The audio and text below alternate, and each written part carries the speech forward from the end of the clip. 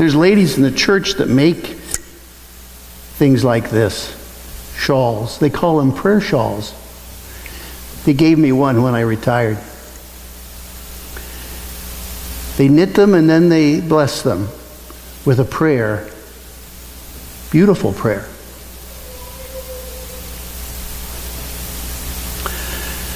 Some of you know a guy who I call my neighbor Bob.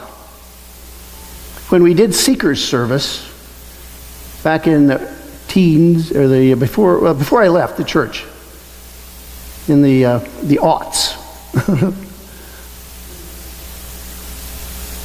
there was a few Sundays, maybe 2 years worth, where we prayed almost every week for my neighbor Bob.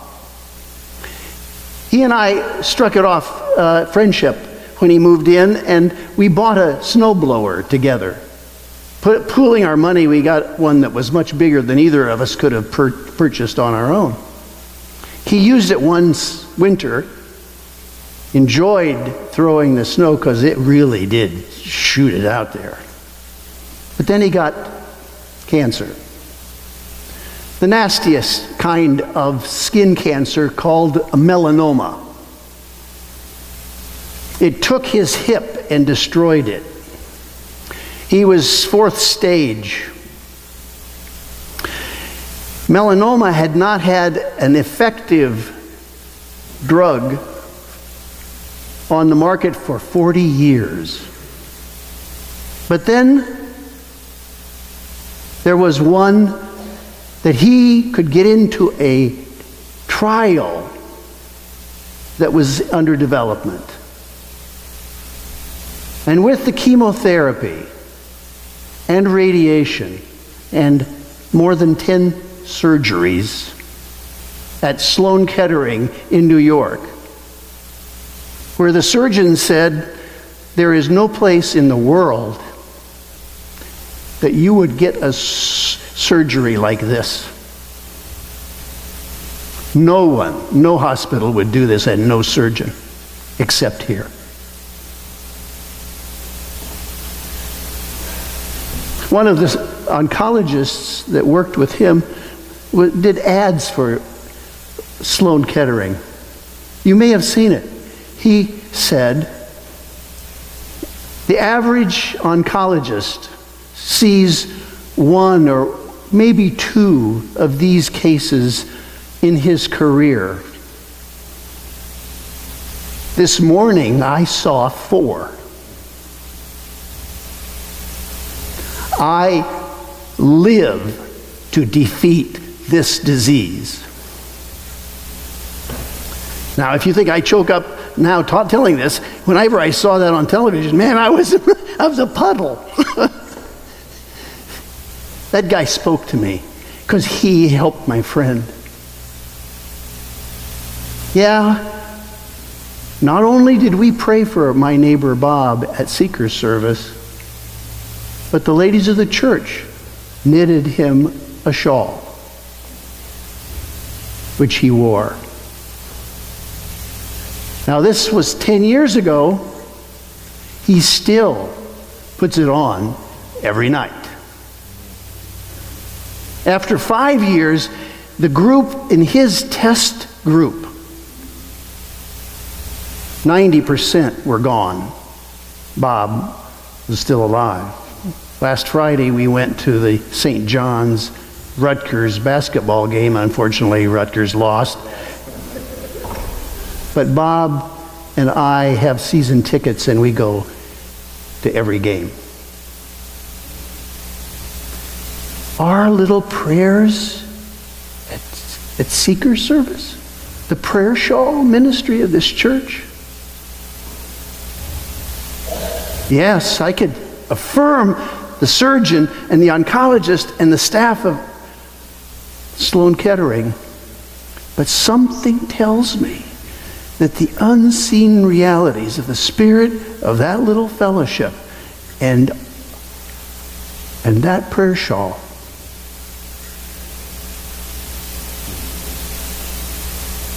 raises the question of, can I have faith?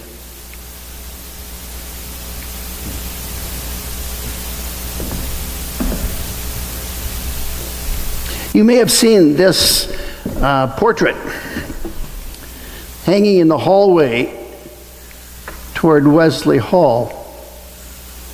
I'll put it back there so you can see it up close. But I want to tell you the story behind this portrait. A Maasai child in a tribe in Kenya was 12 years old.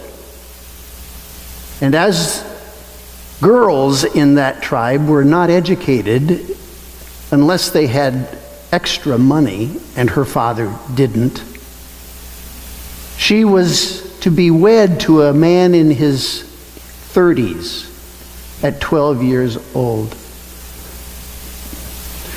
But this girl prayed. Every noon and in evening she would go to a tree and look up into the hills and recite the 121st Psalm. I lift up my eyes into the hills. From whence does my help come? My help comes from the Lord, who made heaven and earth. One day, when she was praying at noon and crying, her friend, the daughter of a missionary who had a school in their village, saw her and said, "What's wrong, Mary?" She said the story about being married to an elder man. The girl went to her father and said, "Dad, could you check to see if there's anything that you could do?" He was an American missionary from Colorado named Fairman.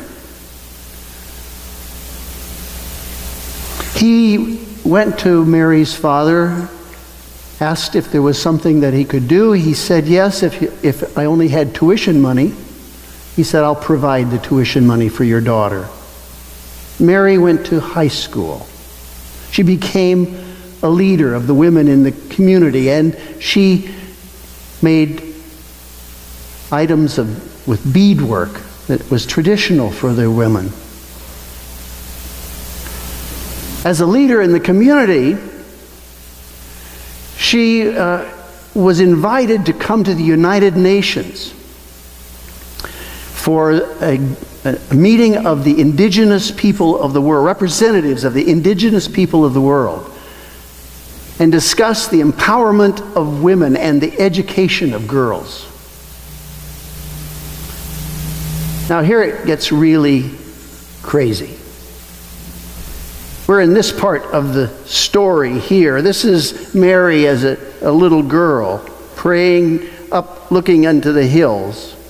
Here is the obstacles, and there's the Lamb of God. Mary comes to the United Nations and happenstantially meets Kathleen Stone, a United Methodist minister who is chaplain at the church center, which is right across the street from the United Nations. And she's also pastor of a little church in Fairhaven, New Jersey. And on the way home on the train, she sees Mary in her traditional Maasai garb. And Kathleen, she's very extroverted, goes to sit with Mary and talk with her about, because she figures she's probably from the UN. And learns that Mary has come to this convention. She invites Mary to have lunch with her at the building across from the United Nations that next Wednesday. And then promptly forgets about it. Mary shows up for lunch. Kathleen has only 10 minutes. She says to her, "Come and speak at my church on Sunday. Would you do that? It's in New Jersey." She says, "Okay." Now Mary is there for the good of the women of the tribe, but she's got another issue.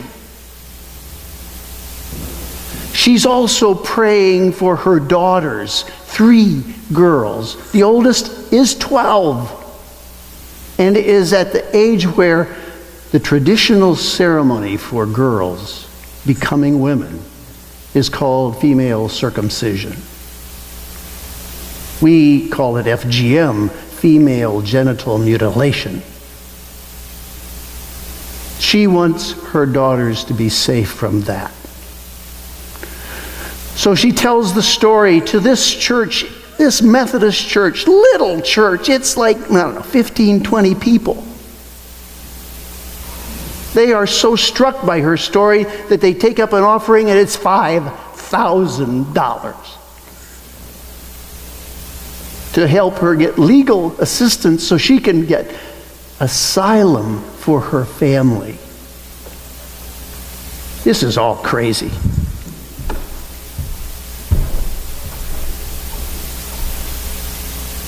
It's all crazy. Kathleen leaves that church. Mary goes to Virginia because she knows someone there. She maintains ties with Kathleen, and Kathleen connects Mary with our church. Mary stands in the pulpit and tells her story. Although she was expecting to go back to her family, in fact, she was still nursing her youngest daughter when she left home. She was breast pumping so that she would have milk when she returned to her daughter. And yet, she decided to stay and preserve her daughters for their lives. It took 2.5 years of efforts here in this country for this woman of faith to find someone who would enable her to get asylum for her family. 2.5 years of not seeing her daughters or her husband. Because she was not home with her family, they couldn't do the ceremony for her daughter. Her mother had to be there. Well, her grandmother could do it, fill in. And just before her grandmother filled in for this tradition, she had a stroke and was unable.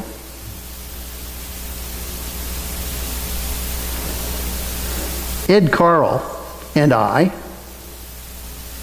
old men of little faith, wondered, what in the world could we do? We don't understand the system for asylum in this country. We don't have the resources. What do we do? She asked Ed to come with her to Washington and talk to a congressman that she had happenstantially found a friend who knew. Ed says, what am I going to do down there?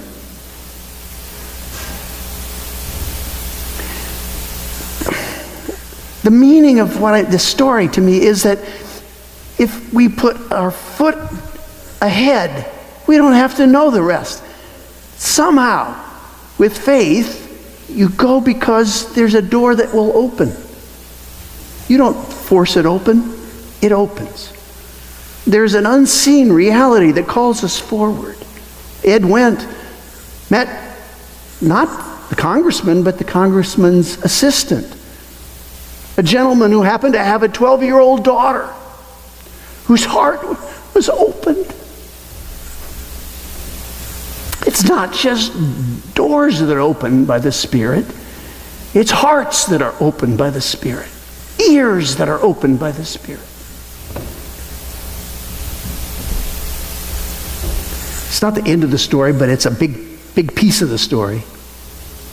Ed, Carl, Connie Palmer, myself, Kath Stone, we were in Newark Airport when the Parakua family, Mary's husband Leonard, their daughters Zoe, Joy, and Noel came down the ramp, and Mary saw them for the first time in 2.5 years. It was a Saturday. The next day at Seeker's service, down in the social hall, we celebrated. We sang. We said the psalm, I lift up my eyes into the hills. We sang, God will make a way where there seems to be no way. And then Leonard said, we have this painting for you. This is the painting. He opened it up. Here it says, I lift up my eyes unto the hills. And there it says, God will make a way where there seems to be no way. Here's the family: Leonard, Mary, Zoe, Joy, and Noel.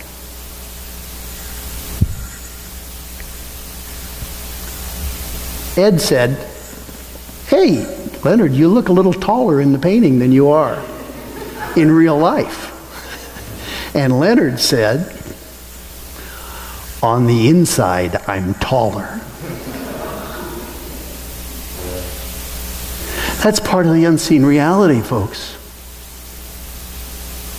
We of little faith may be taller on the inside. One other thing to show you. Mary gave me this.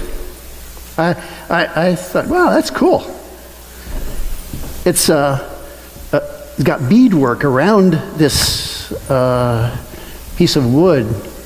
It's what the chief of the tribe holds and is a symbol of authority. I kind of have a tendency to mock authority and authority figures. I was going to tell a joke about, using this in my household and not really, cutting much ice with it. But, these symbols are darn powerful.